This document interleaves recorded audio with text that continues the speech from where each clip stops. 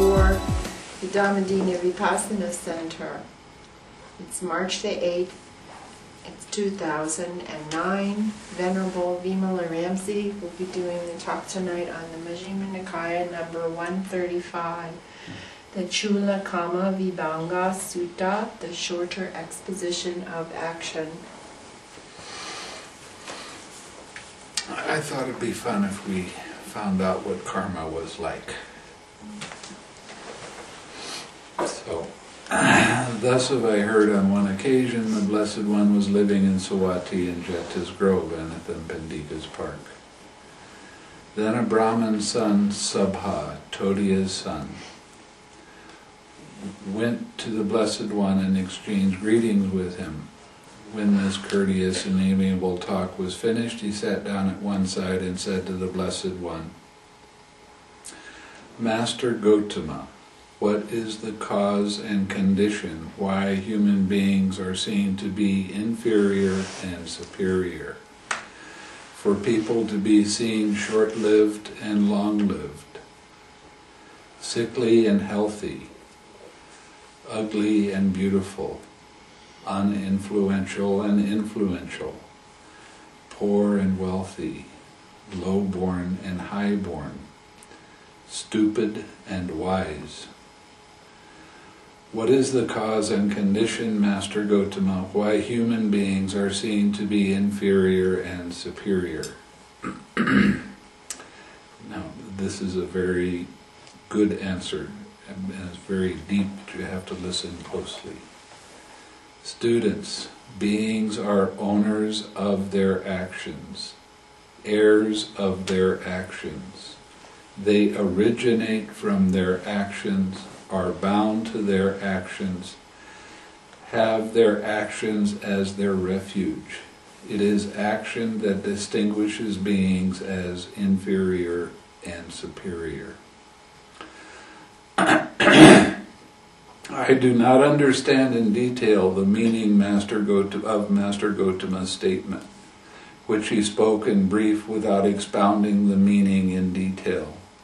It would be good if Master Gautama would teach me the Dhamma so that I might understand in detail the meaning of Master Gautama's statement.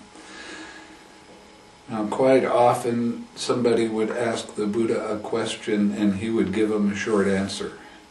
And unless they ask him to give the answer in more detail, he would get up and walk away and go to his room.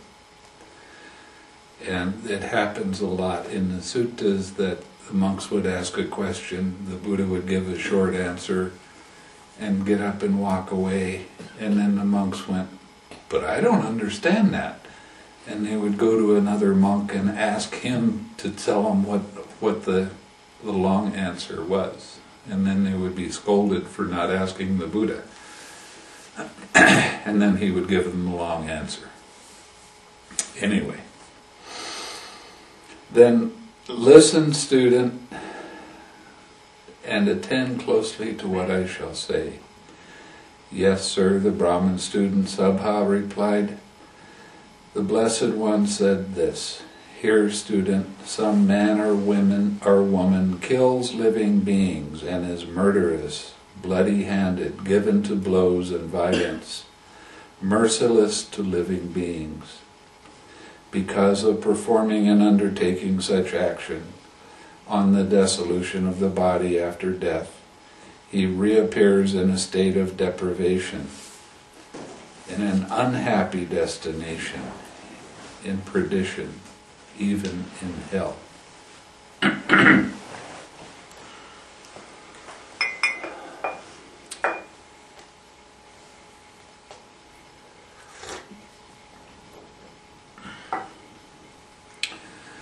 But if on the dissolution of the body after death he does reappear in a state, he does not reappear in a state of deprivation in any or an unhappy destination, but instead comes back to the human state, whenever he is reborn, he is short-lived. This is the way, student, that leads to short life. namely, one kills living beings, is murderous, bloody-handed, given to blows and violence, merciless to living beings. But here, student, some man or woman abandoning the killing of living beings, abstains from killing living beings. With rod and weapon laid aside, gentle and kindly, he abides compassionate to all living beings. Because of performing and undertaking such action, on the dissolution of the body after death, he reappears in a happy destination, even in a heavenly world. But if on the dissolution of the body after death, he does not reappear in a happy destination in a heavenly world, but instead comes back to the human state, then wherever he is reborn, he is long-lived. This is the way, student, that leads to long life, namely abandoning and killing living beings. One abstains from killing living beings with rod and weapon laid aside, gentle, kindly. One abides compassionate to all living beings.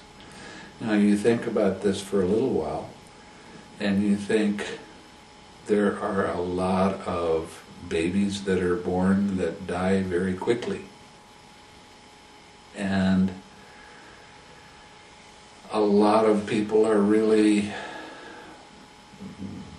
distraught at that, and they wonder why this happens, and they come up with all kinds of different kinds of philosophies. Oh, God wanted him back and things like that. But the reason that people don't live as long as they could is because in the past they killed other beings. My mother lived to be 92. What would you think about that? And your father lived to be 92. A long life. Why did they have a long life? Because in the past they were kind. They didn't kill living beings. So the karma is, it's a very just system, if you can call it that. It works on its own. And because of past action, things arise as they should. So, here, student, some man or woman is given to injuring beings with the hand, with a clod, with a stick, with a knife. Because of performing and undertaking such action on the dissolution of the body after death, he reappears in a state of deprivation. But if instead he comes back to the human state, then wherever he is reborn, he is sickly. This is the way, student, that leads to sickliness. Namely, one is given to injuring beings with a hand, with a clod, with a stick, with a knife. But here, student, some man or woman is not given to injuring beings with a hand, with a clod, with a stick, or a knife. Because of performing and undertaking such action on the dissolution of the body after death, he reappears in a happy destination. But if instead he comes back to the human state, then wherever he is reborn, he is healthy. This is the way, student, that leads to health. Namely, one is not given to injuring beings with a hand, with a clod, with a stick, with a knife. Here, student, some man or woman is an angry, irritable character. Even when criticized a little, he is offended, becomes angry, hostile, and resentful, and displays anger, hate, and bitterness. Because of performing and undertaking such action, he reappears in a state of deprivation. But if instead he comes back to the human state, then wherever he is reborn, he is ugly. This is the way, student, that leads to ugliness. Namely, one is an angry, irritable character and displays anger, hate, and bitterness. If you've ever been around anybody that's angry and you look at their face, you see that their face is really not very nice. And it can even have black tinges if the anger is strong enough. So, if a person is given to anger and cursing and always complaining that other people are not nice and that sort of thing, then you start taking on those characteristics with your face and your body. Your body can be deformed because of this kind of thing. But here, student, some man or woman is not an angry or irritable character. Even when criticized a lot, he is not offended.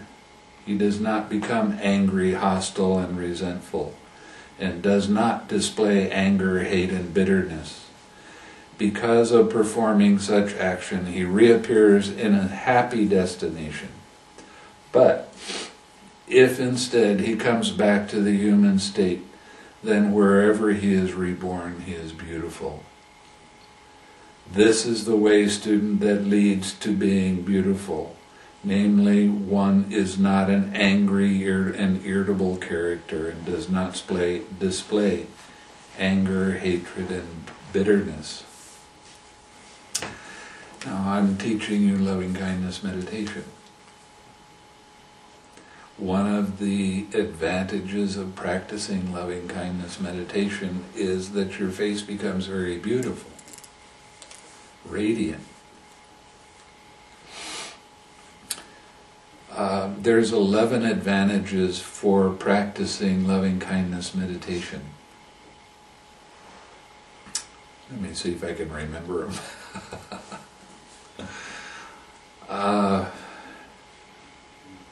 You go to sleep easily.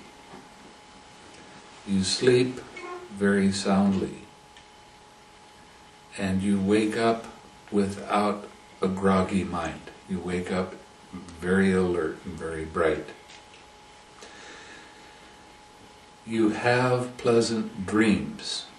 Now, when it comes to dreams, while you're still working with your meditation, you can start having dreams on the retreat.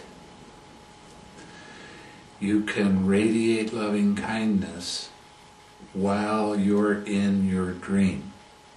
And that will change an unpleasant dream into a very pleasant dream.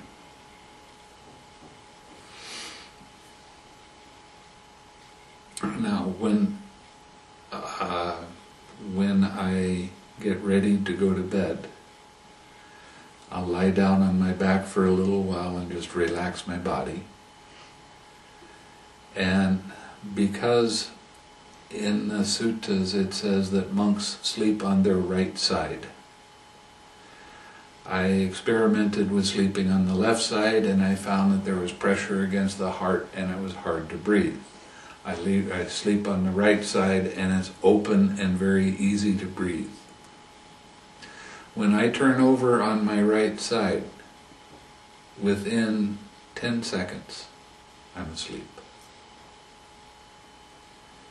I don't wake up in the middle of the night wondering, well, what is this? I don't toss and turn.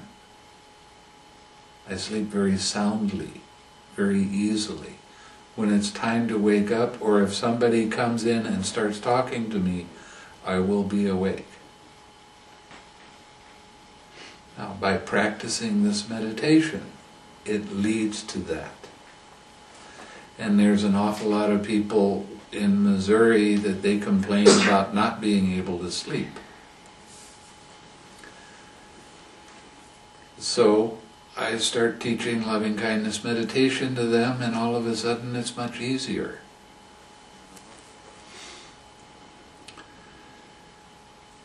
So it's a real interesting phenomena.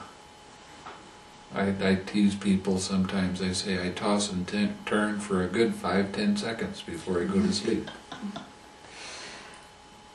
Now, if you go to sleep with an agitated mind, how often do you wake up during the night not really happy? and it's hard to go back to sleep. What's the cause of that? An agitated mind. Not a mind that has loving kindness in it. If you wake up in the middle of the night and you have trouble going back to sleep, then practice your loving kindness lightly. And you'll go back to sleep very nicely, easily.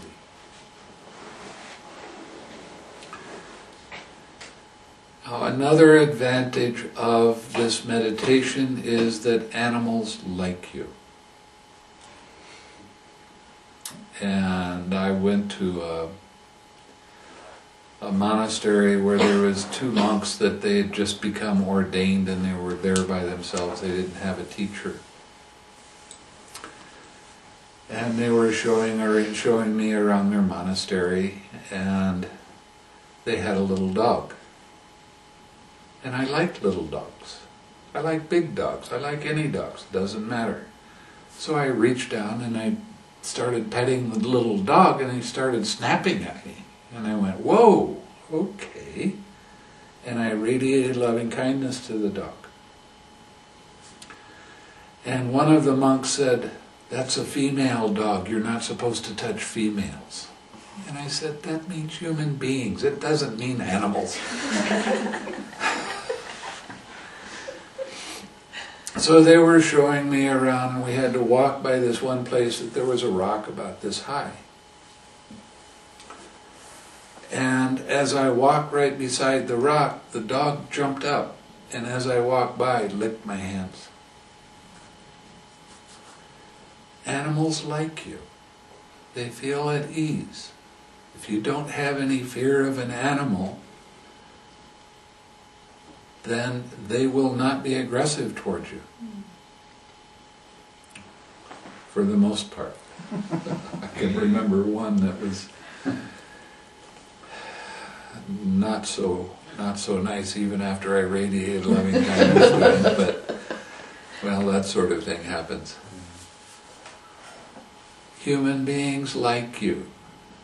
Why? Because you have a pleasant expression on your face. They hear that you have loving speech and you're kind. You don't have anger and dissatisfaction and dislike. When I had my own business, I had a mirror sitting on the desk. And anytime the phone rang, I would pick up the phone and look in the mirror to see whether I was smiling or not. If I wasn't smiling, I would smile. And that smile goes right through the phone. There's no doubt about it. It goes right through, and the other people feel that.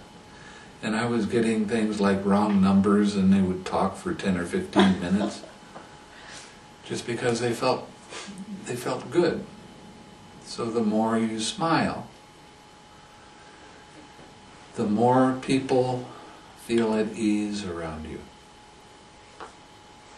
Now some people say, but it feels like it's a forced smile. At first it can be. It doesn't matter.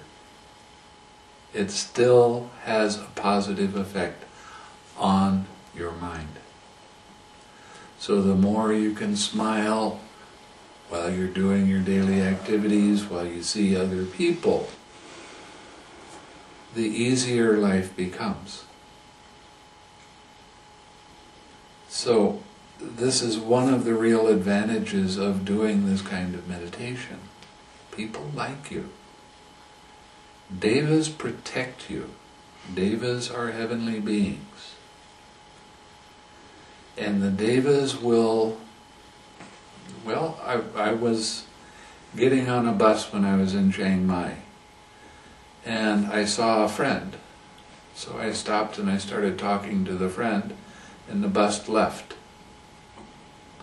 And that was not much of a big deal, and my friend left. I got on the next bus. We were going down the road. The bus that I would have been on had an accident, and it really hurt some people. Now in Thailand, they insist that monks ride in the front seat. If I would have been there, there would have been a piece of wood go right through me. But the devas kind of protected me from getting on that bus. They stopped me from getting on that bus. I got on the next one, had no problem after that. How do you confirm that it was devas? I can't. But I know that that's what happened. So, now the next advantage of practicing loving kindness, I'm not real interested in testing to see whether it's true or not. It says that when you practice loving kindness, fire and poisons and weapons will not harm you. And I'm not wild about finding out whether that's true or not. I don't want to be in a burning building. I don't want somebody to give me poison to see whether it really is going to work or not. So we'll let that one slide.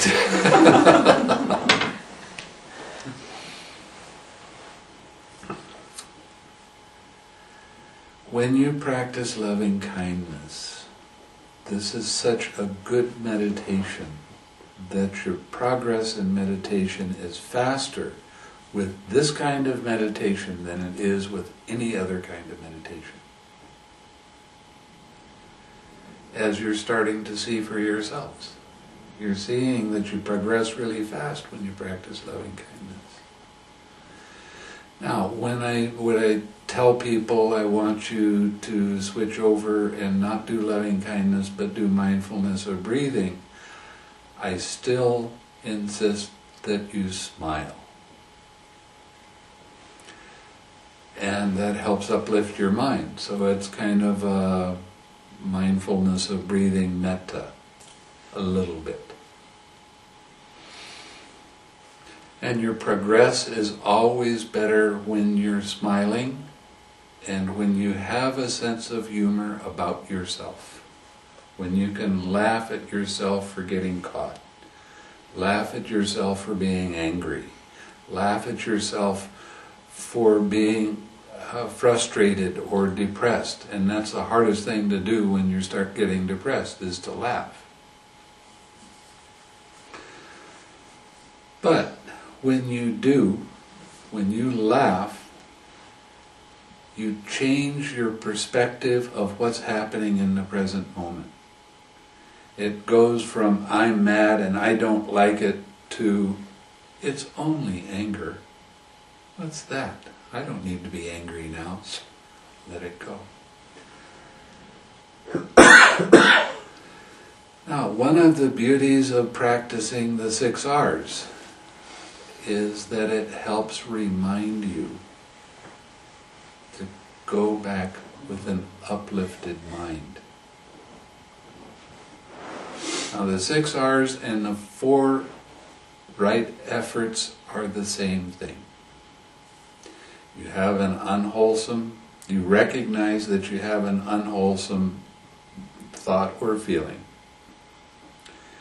You let go of that unwholesome feeling or thought and relax. You smile and bring up a wholesome object, your object of meditation, and you continue on. You keep that object of meditation as long as you can. That's the 6 R's. Recognize, release, relax, and the relax step can't be talked about enough. Re-smile, return to your object of meditation, repeat, continue doing the same thing. The relax step is absolutely necessary. Now, some people are telling me that they're letting go and coming back to the object of meditation, and quite often I say, no, that's not right. You forgot something in the middle there, and that is the relax step. If you don't add the relax step, you're bringing that craving back to your object of meditation. and you're changing your meditation from serenity and insight or tranquility meditation to one-pointed absorption concentration. Now, why is that a big deal? Well, if you practice one-pointed concentration, absorption concentration, the force of the concentration becomes so strong that it suppresses the hindrances. And a lot of people say, well, that's really good. You don't have any hindrances coming up. But the hindrances are where your attachments are. So you're suppressing the hindrances while you have good concentration. And then you get out of that concentration, and these hindrances come knocking at your door. And you're not able to recognize them, you just get caught in them. Now, when you start practicing with this extra little step of relaxation, it changes the meditation so your concentration doesn't go quite as deep. And when your mindfulness slips a little bit, guess who comes to see you? A hindrance. Now, it's not bad that a hindrance arises. The hindrances are not your enemy. They're not someone to fight with. The hindrances are your teacher. They're teaching you where you have an attachment. What is the attachment? I am that. I am restless. I am planning. I am whatever the hindrance has to be. I am mad. I want. I'm dull. I don't know. Those are all the hindrances. And they all have an I in them. When you let go of that, or relax that with that extra step, and you let go of that tension and tightness that rises in your mind and in your body, you have a pure mind. You have a mind that doesn't have any hindrance in it. You have a mind that doesn't have any craving in it. And in that way, your mind is very pure. Now you bring that mind back to your object of meditation. And the hindrance comes up again. And you work with that hindrance, letting it be, relaxing, smiling, coming back to your object of meditation, staying with your meditation as much as you can. And that hindrance pulls you away again. Every time you let go of that hindrance and relax and come back to your object of meditation, it is improving your mindfulness. Your mindfulness is your observation power. Your mindfulness is a thing that notices what's happening in the present moment. So making your mindfulness stronger helps you to overcome the hindrance more quickly, more easily. And when you let go of the hindrance, what happens after that? You go deeper into your meditation. You haven't got it obstructing you anymore. You haven't got it pulling you away. It just lets go by itself. And you start gaining more and more balance in your practice. The whole point of loving kindness meditation is learning how to lovingly accept whatever arises in the present moment. The more you can actually accept restlessness when it comes up, without fighting it, without holding on to it tightly. The tighter you hold on to restlessness, the more suffering you cause yourself. That's why with the instructions of loving kindness, I tell you, when a sensation arises in your body, that's always a good one. You get a pain in your knee or a pain in your back, or you start itching. The first thing you'll start doing, your mind will start doing, is start thinking about it. Boy, I hate it when it happens. I really don't like that feeling. Why doesn't it just go away and leave me alone? Every thought about the sensation makes the sensation bigger and more intense, until it turns into an emergency. And then you can't stand it and you have to change your posture or whatever. But the instructions in the meditation say, do not move. Oh no. So what are we supposed to do with that? You notice that you're thinking about that sensation, you let those thoughts go and relax. Now you notice that tight mental fist wrapped around that sensation. I don't like that sensation. I don't want it to be there. That's aversion. Now the truth is, when a hindrance arises, it's there. Pretty profound, isn't it? So, whatever you do with what arises in the present moment dictates what happens in the future. You want to fight with that? You want to try to change it? You want it to be different than it is? You can look forward to that coming up over and over again. Or you can try a new approach. And that is, let go of that tight mental fist around it and accept the fact that that's there. And it's all right for it to be there. It has to be all right, because it's the truth. It's the Dhamma, right in front of your eyes. So you allow the Dhamma to be whatever it's going to be.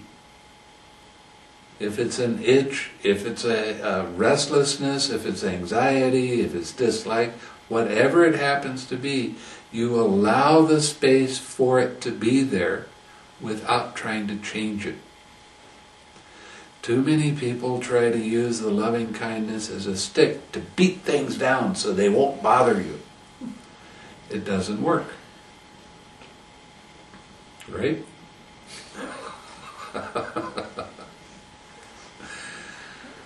So, instead of trying to make it any different than it is, allow the space for it to be the way it is. But don't keep your attention on it.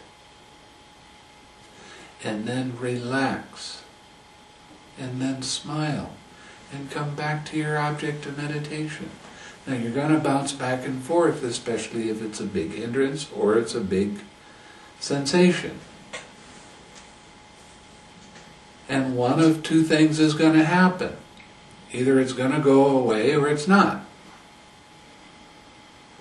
If it goes away, then you come back to your object of meditation and you feel relief and you go on with your meditation. If it doesn't go away, your equanimity becomes so strong that it doesn't pull your mind to it.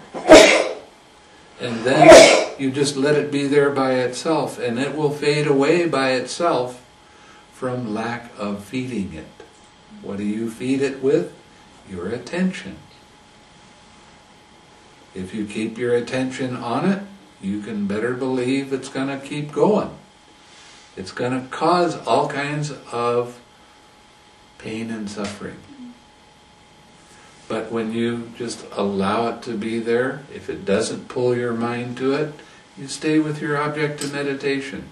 It will fade away by itself. Another advantage of practicing loving-kindness meditation is that when it's time for you to die, you will die with a very peaceful mind. If you don't go any further with your meditation and attain Nibbana, then you will be reborn in a very pleasant heavenly realm of some sort.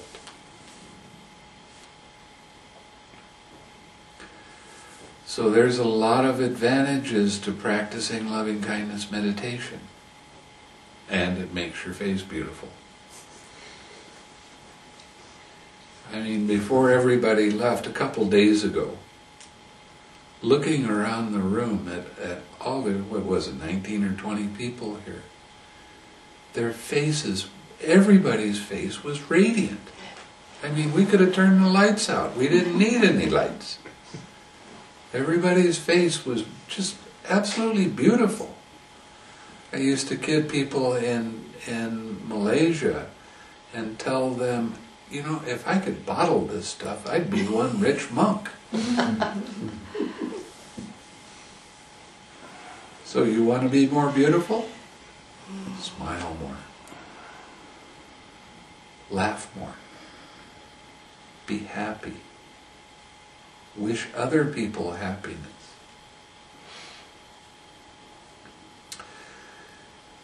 The first part of meditation is practicing your generosity. How do you practice your generosity? You practice your generosity with your speech. You practice generosity with your actions. You practice generosity with your mind.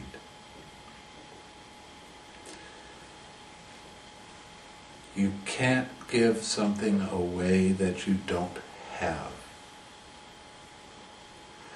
When you're practicing loving kindness, you make a wish for happiness and bring that feeling of that wish into your own heart and feel it yourself. Then you can give it away. Now, we're talking about karma, and we're talking about making merit, doing good actions. Now, one of the highest ways that you can practice meditation and get good results is through loving-kindness meditation.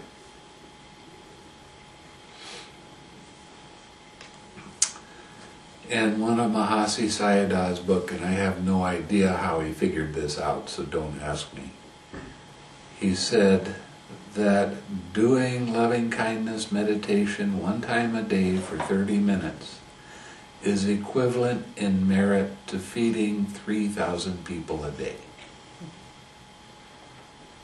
That give you an idea of what you're doing here? How much good merit do you make? Every day we share merit with all beings. We share all of this good feeling with everybody. So we're really doing a major good thing. Not just a little good thing, a major good thing by practicing loving kindness. Okay. Here, students, some man or woman is envious. One who envies, resents, and begrudges the gain, honor, respect, reverence, salutations, and veneration received by others. Because of performing and undertaking such action, he reappears in a state of deprivation. But if he comes back to the human state, then wherever he is reborn, he is uninfluential. You can be right all day, but you won't have any influence to convince other people that what you're saying is true. And that comes from being envious and wishing somebody else didn't have that kind of honor and renown. But here, students, some man or woman is not envious. One does not envy, resent, begrudge the gain, honor, respect, reverence, salutations, and veneration received by others. Because of performing and undertaking such action, he reappears in a happy destination. But if instead he comes back to the human state, then wherever he is reborn, he is influential.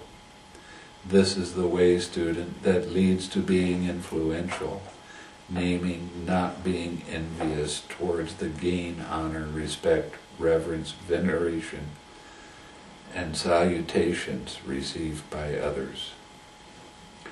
Here, student, some man or woman does not give food, drink, clothing, carriages, garlands, scents, unguents, beds, dwellings, and lamps to recluses or Brahmins. Now basically what this is supplying the requisites for the monks. The requisites are food, clothing, robes, a place to stay, and medicine when it's needed.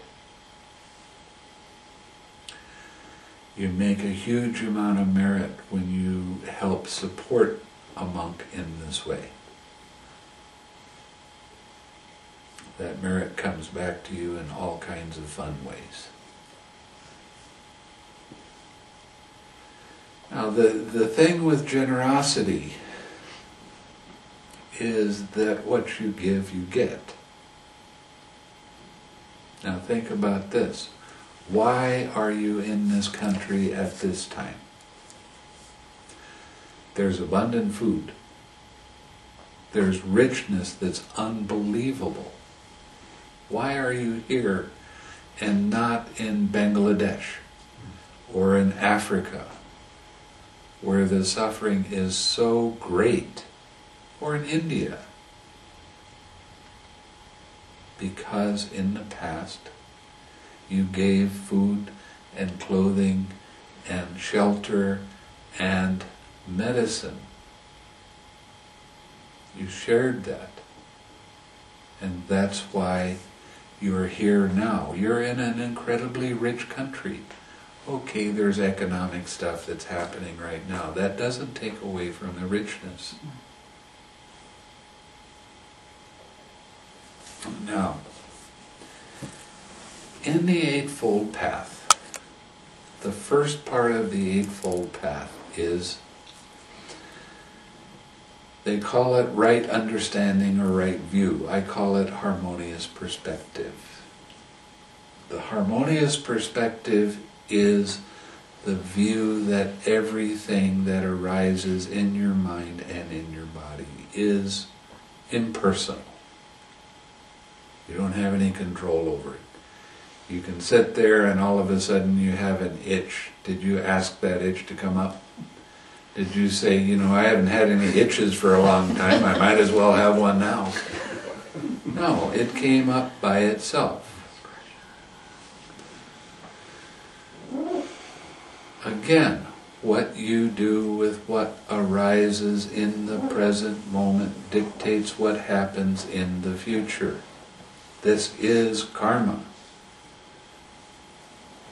If you resist what's happening in the present moment, if you don't like what's happening in the present moment, if you try to change what the present moment is, you can look forward to having the same kind of situation come up over and over and over again until you learn that this is part of an impersonal process and you let it go. You let it be. You relax into it. The second factor of the Eightfold Path is called right thought, and I really don't like that definition. I call it harmonious imaging. Okay? You have images in your mind. I don't like this. What are you imaging? Something negative.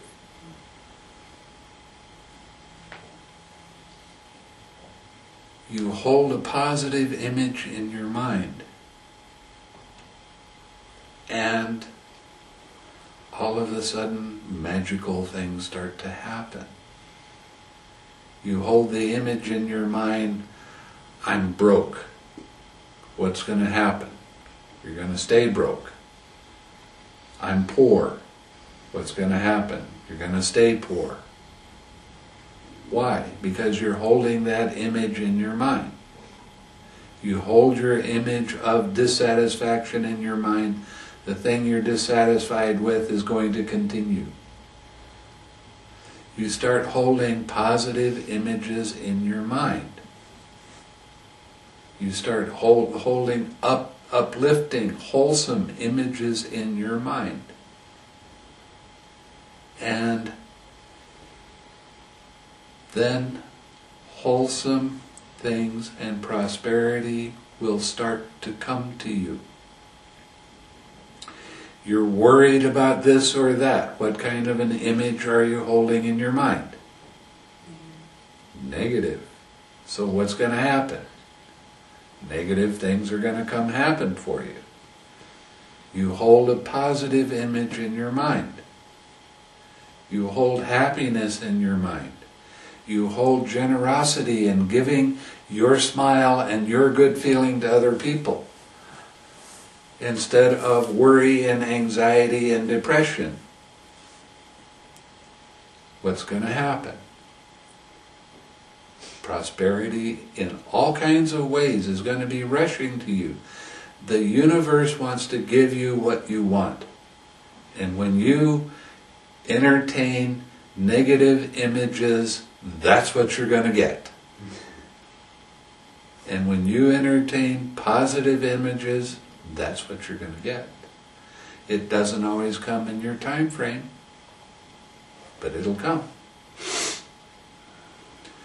Holding a negative image about this and a positive image about that cancels each other out. So then you're floating and you go, well, nothing seems to be changing, nothing seems to be getting better. Well, let go of that negative image and develop that positive image.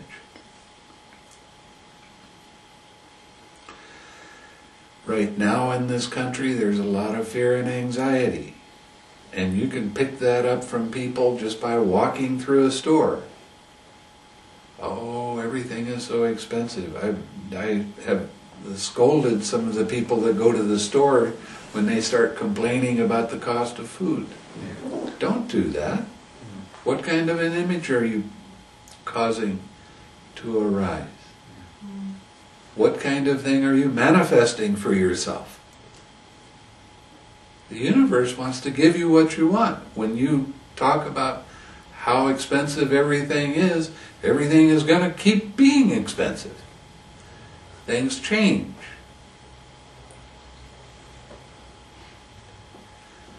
There is good economic times, there's bad economic times. But it doesn't matter. If you hold a positive image, you will have positive things happening for you. When you wish other people well, stand in a store sometime, in a grocery store, and listen for the little kids that are crying and unhappy and the mother is scolding them. Go over to them and start radiating loving kindness. That little baby just loves that.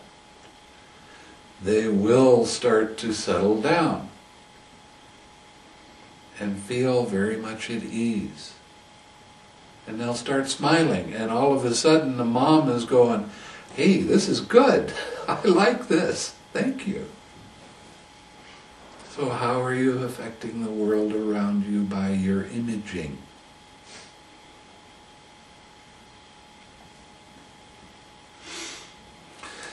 So,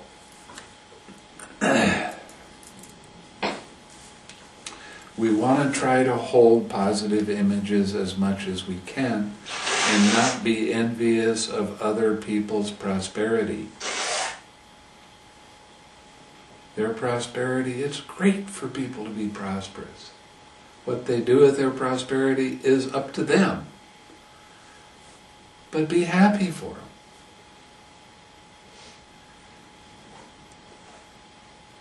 then you will start to gain more and more influence with the people around you when you're holding this positive image.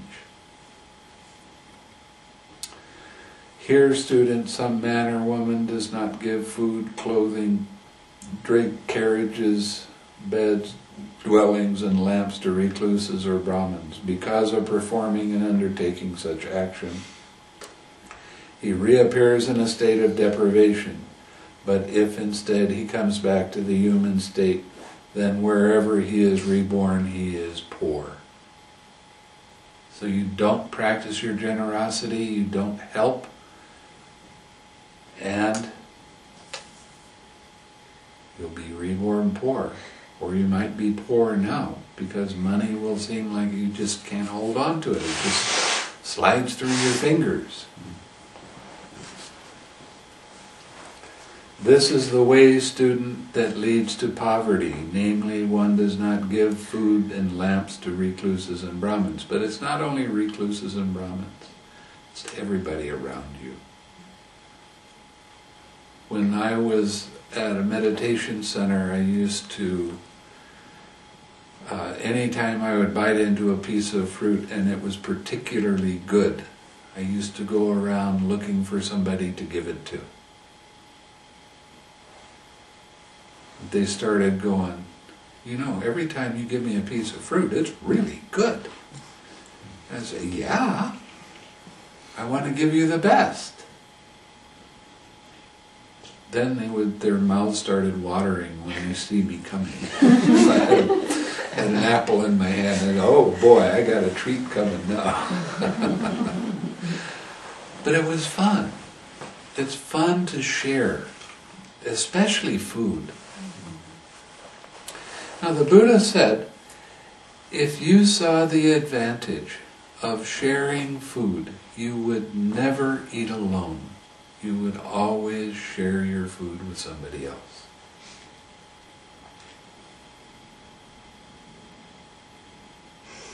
Why are you born in a country that has so much food? Because in the past you shared your food.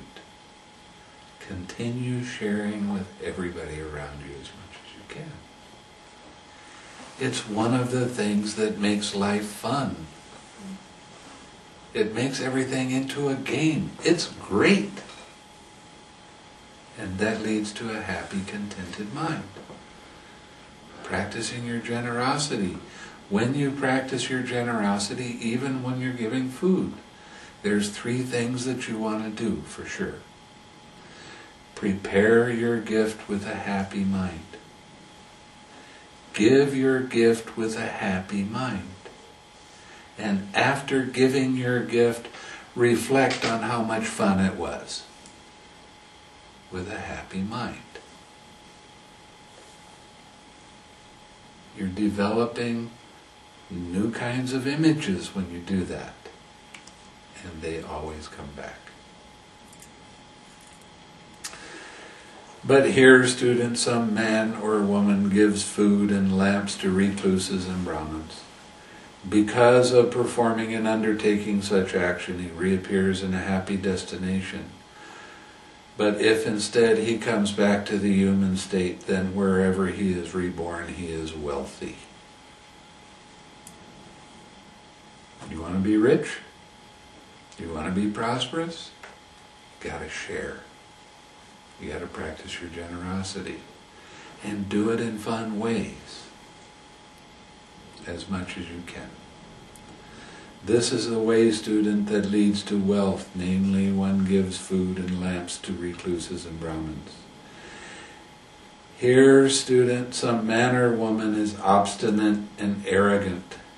He does not pay homage to one who should receive homage, does not rise up for one in whose presence he should rise up, does not offer a seat to one who deserves a seat, does not make way for one for whom he should make way, does not honor, respect, revere, and venerate one who should be honored, respected, revered, and venerated.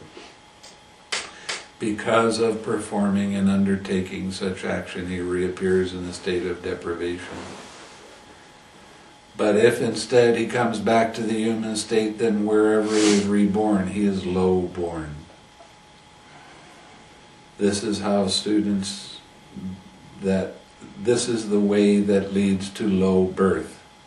Namely, one is obstinate and arrogant and does not honor, respect, revere, and venerate one who should be honored, respected, revered, and venerated.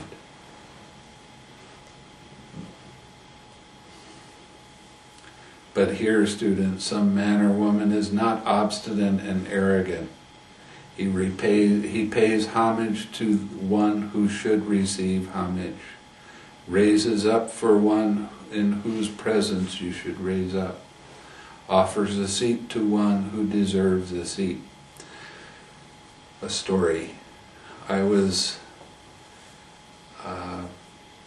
in Sri Lanka, and I was riding a bus, and there was a pregnant lady sitting on the bus, and it was a pretty full bus, so I was standing, and she got up and told me I had to take her place. Wow.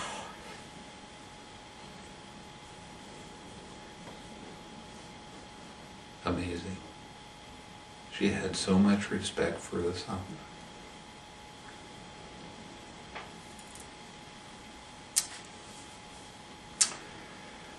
Because of performing and undertaking such action, he reappears in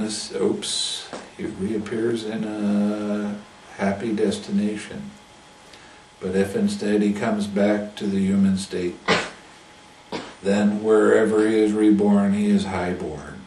This is the way, student, that leads to high birth. Namely, one is not obstinate and arrogant, and honor, respect, reveres, and venerates one who should be honored, respected, revered, and venerated.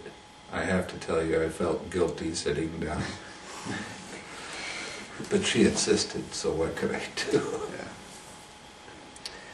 Here, students, some man or woman, when visiting a recluse or Brahmin, does not ask, Venerable Sir, what is wholesome, what is unwholesome, what is blamable, what is blameless, what should be cultivated, what should not be cultivated, what kind of action will lead to my harm and suffering for a long time, what kind of action will lead to my harm, my welfare and happiness for a long time.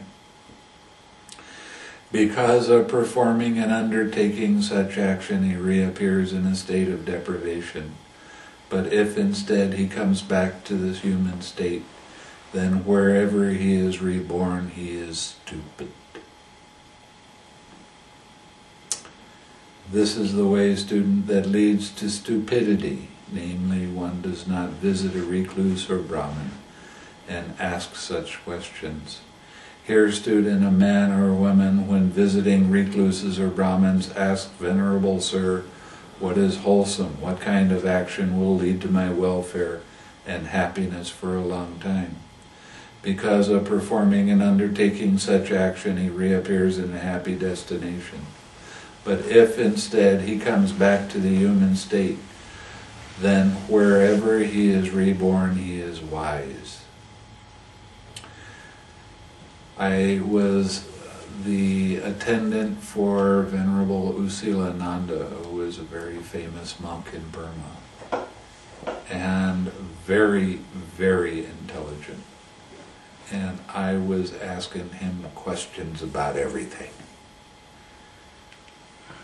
For 2 years, I'm asking him, every day I'm asking him 10, 15, 20 questions. And one day he stopped and he said, you know, when you're reborn, you're going to be smarter than Einstein. And as karma will have it, I seem to have students that always come up to me and say, can I ask you a question? And I told one student in particular, I won't name any names, that I was going to put that on her gravestone when she died. Excuse me, I have a question. Can I ask a question?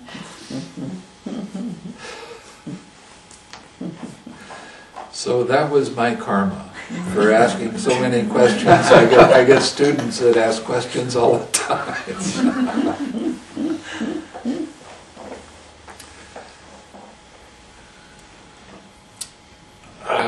Thus, student, the way that leads to short life makes people short-lived. The way that leads to long life makes people long-lived. The way that leads to sickliness makes people sickly. The way that leads to health makes people healthy. The way that leads to ugliness makes people ugly. The way that leads to being beautiful makes people beautiful. The way that leads to being uninfluential makes people uninfluential.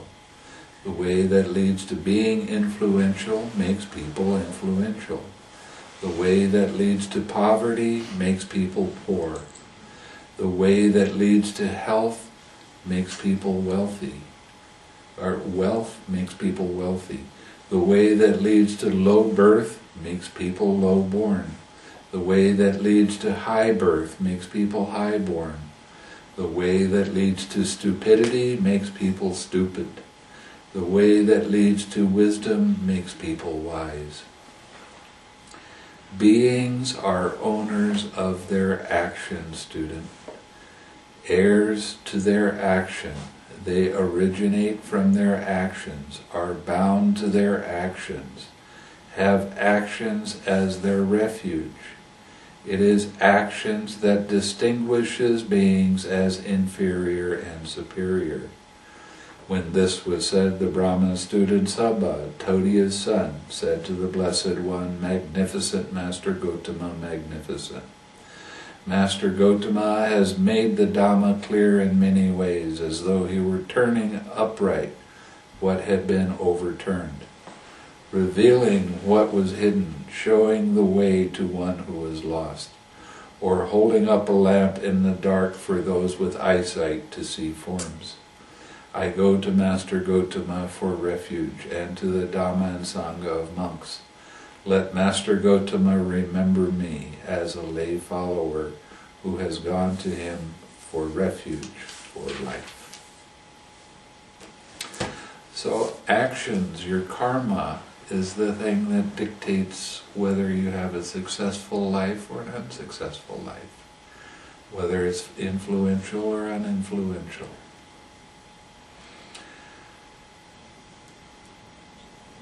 Because of the way the Buddha teaches meditation and stresses your generosity in all different kinds of ways, when you practice your generosity, it opens your mind up. When you practice your niggardliness and your stinginess, it closes your mind down. When you practice being stingy, nobody will help you and be generous with you. So you practice your generosity with your speech, with your thoughts, with your actions. You practice giving in all kinds of different ways, doing things that make other people smile. You affect the world around you. It's your choice how you want to affect that world. You want to affect that world with anger? You can do that. But anger gets thrown back at you. You want to affect the world with love? You can do that. And love comes back to you. There's times that I can be sitting, not meditating, just sitting, maybe reading or doing something, and I feel rushes of love coming to me. And sometimes it's like a hot flash. All of a sudden I'll break out in a sweat. and I feel all of this metta coming. Of course I bounce it back to him, whoever's doing it. But it's really nice. It really helps my mind be uplifted. But you have to give before you get. So the more you give loving kindness, the more loving kindness will come back to you. Now, finding out that if you don't ask any questions, you're going to be reborn stupid. Does anybody? I'm sorry, I couldn't resist. Does anybody have any question?